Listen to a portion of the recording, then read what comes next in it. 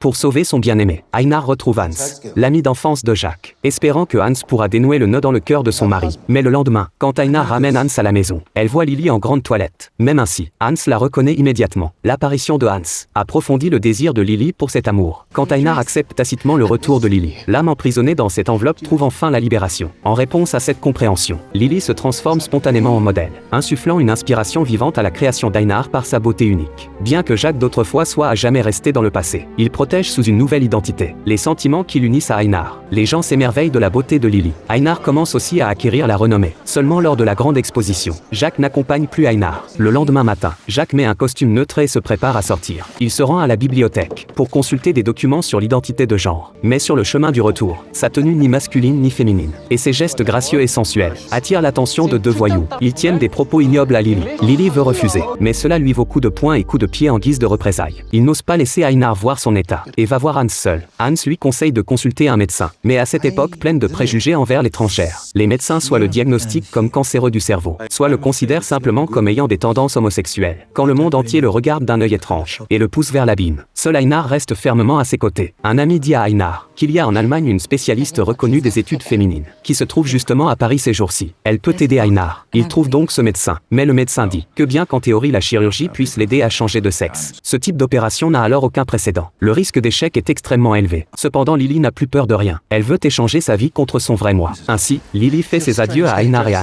Elle monte dans le train pour l'Allemagne. Dans cet hôpital, les gens cessent enfin de la regarder comme un monstre. Chacun se montre bienveillant envers elle. Le jour de l'opération, Einar arrive. Cette fois, elle se regarde comme des sœurs. Il a abandonné sa promesse à sa femme pour se réaliser lui-même. Mais dans les moments les plus difficiles, c'est encore sa femme qui ne l'abandonne pas. La première phase de l'opération réussit parfaitement. Mais il lui faut une année de convalescence avant de pouvoir subir la seconde opération. Dans le cœur d'Einar, Jacques reste son mari. Elles dorment encore dans le même lit, mais avec un voile entre elles. Lily dit que son souhait est de devenir une vraie femme, d'avoir un mari, et même un jour un enfant. Mais quand elle dit ces mots, elle ne remarque pas que le cœur d'Einar est déjà criblé de blessures. Pour réaliser rapidement son rêve, avant même que son corps soit complètement rétabli, elle se prépare à aller en Allemagne pour la seconde opération. Cette fois, Einar refuse de l'accompagner. Mais cette soif urgente de se trouver, peut-elle vraiment être arrêtée ?